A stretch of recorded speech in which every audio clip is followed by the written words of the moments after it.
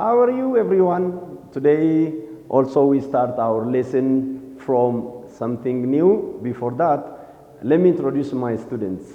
Lisa is here. Kiraj is also here. They are always here in my room. Today, we learn informal greeting as a revision, and we go to the formal greeting. We said informal greeting is the way we greet our friends, the way we greet our relatives, dormitory mates, or someone we know. But the formal greeting is different from that. It is the greeting that we greet maybe someone who is in position, someone who is older than we are. So we don't act in the same way we do for our friends. So how do we greet this kind of individuals? The first one, this is time dependent. In the morning,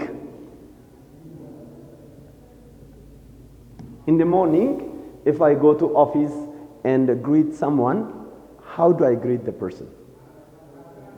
Good morning. I say good morning. After lunch,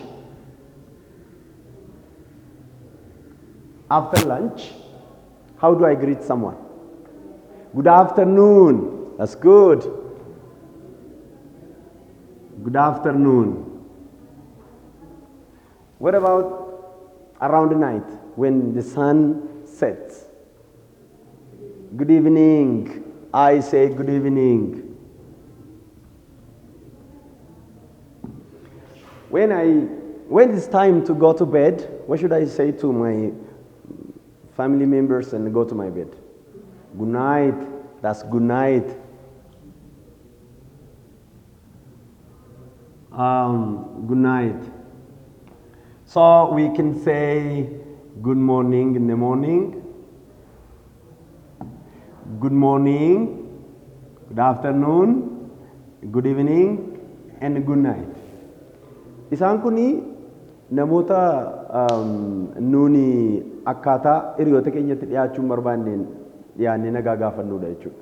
Yeroo irratti hunda ganama yoo ta'e ribarraa kaanee nama tokko yoo argine nama kabajuun irra jiru nama guddaa yoo argine hi hin jennuun. Maal jennaani? Good morning. Yoo laaqana booddee ta'e good afternoon. Yoo gara galgalaa ta'e good evening. Laaqa irbaata fuuldura jechuudha. Good evening. Yoo gara irribaa deemuuf jennu immoo good night jennee deemna. Kun departures jennee waamuu dandeenya. Akkaataa ittiin namarraa adda baanu greetingii jala jira garuu. Mee amma namni nuyi good morning jennee nagaa gaafannu maa jedhanii deebisuu qabu? Isumaani jedhe jechuu qabu. Good morning. Innis maal jechuu qaba? Good morning. Good afternoon. Good afternoon. Good evening. Good evening. Good night. Good night. The same. Isin rakkisuu jechuudha. Kanaafi good morning namni yoo isiniin jedhe good morning. Good afternoon. Good afternoon. Good evening. Good evening.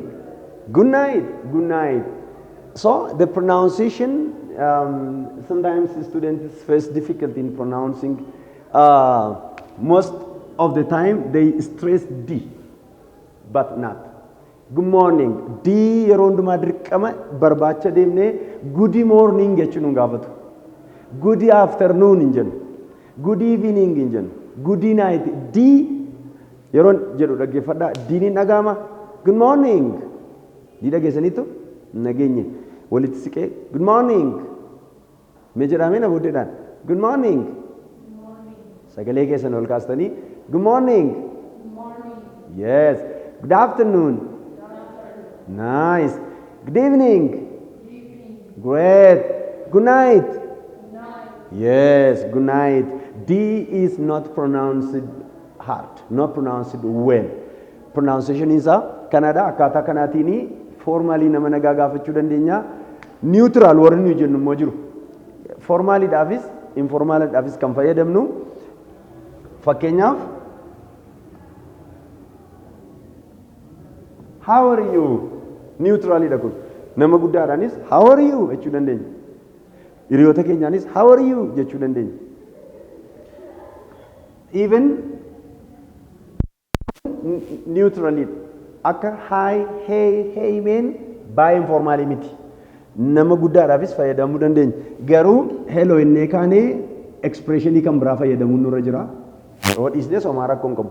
Fakkeenyaaf nama tokko yoo argine formaaliin dubbisa inni yoo yaadne hello how are you can say.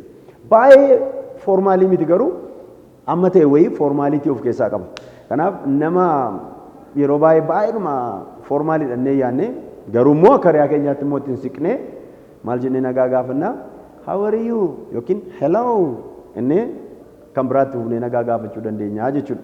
Kanaaf informaalii yeroo nama nagaa gaafannuu fi formaalii yeroo nama gaafannu inni guddaan nuyi beekuu qabnu maal jennee akka nagaa gaafannu. Inni dhumaa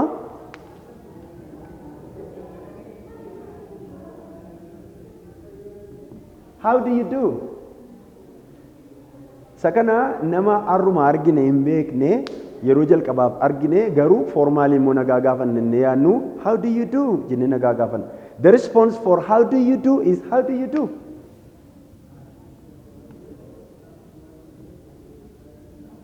How do you do? If you say how do you do, the person must say how do you do. If the person says fine, good, great, that does not work because the appropriate reply for how do you do is how do you do. Itti uftanii nagaa gaafachuu dandeessu jechuudha. How do you do? How do you do? How are you? I'm good. And you? I'm good. Where are you from? I'm from America. And you? I'm from England. It continues. So these are common expressions we use when we greet someone formally. Yoo barbaanne immoo nice to meet you jennee isa fayyadamaa turre it is nice to meet you jechuu dandeenya.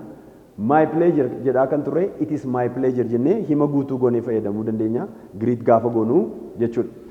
Galatooma gara manaatti galtanii irra deddeebitanii shaakaluun baay'ee gaarii akka ta'e yeroo hundumaa dhaamsa kooti. Thank you.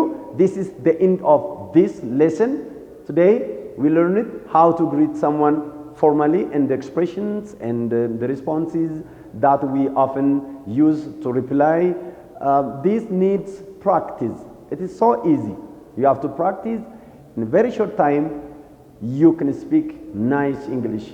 Especially, I recommend you to follow my videos, subscribe, comment, like, so that you can get latest videos.